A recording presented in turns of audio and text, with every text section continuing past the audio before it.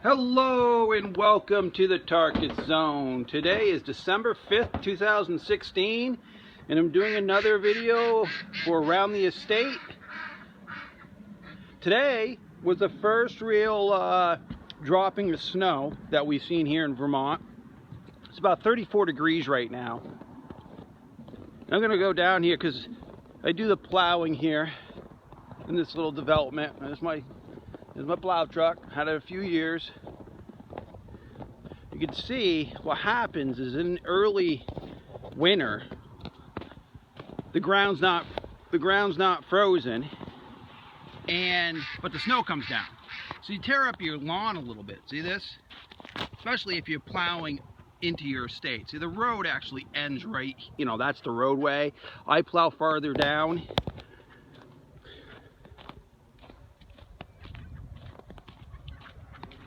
As you can see, I plow a path all the way to the back chicken coop, duck coop.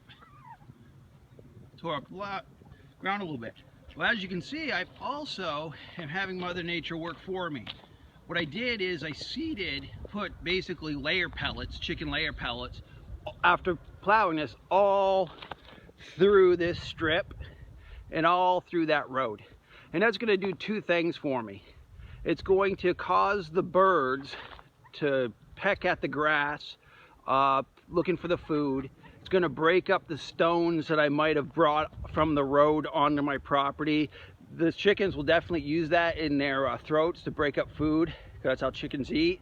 They'll work it into the soil. But they're also going to be doing is pooping. And that is going to actually fertilize this. So what's going to happen is the damage I've created with my plow is going to get kick-started in the spring because of the droppings that these birds are creating onto the grass. And then the stones will be slowly worked in as they work it.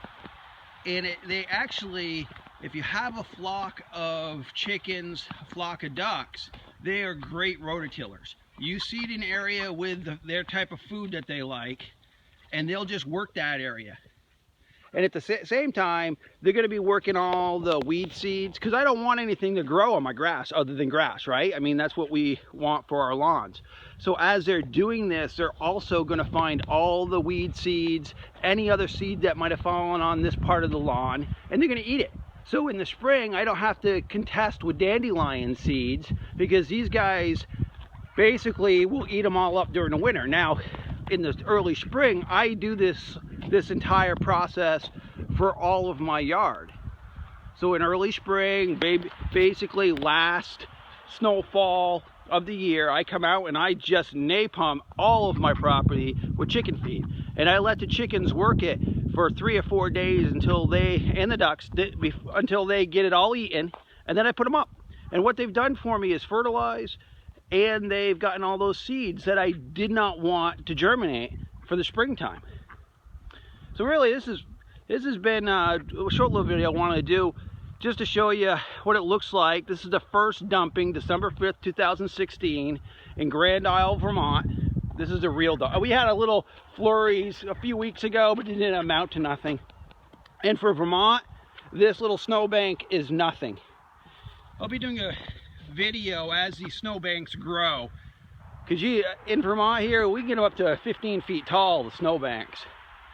And we're not just talking one snowbank. This will be an entire 15-foot wall by the time I'm done, because that's the other reason why I plowed so much in, because as this snowbank grows, it's going to grow out into this direction. So I had to be proactive on where I needed to house my snow for the winter. And this is how I do it. And my pond's right there past those birch trees, those 3 birch trees, my pond's there. So when this big snowbank melts in the spring, all that goes right into the pond. So it doesn't go towards my house, it doesn't go towards the neighbor's house. So what you gotta do is when you're plowing, so I've only created these small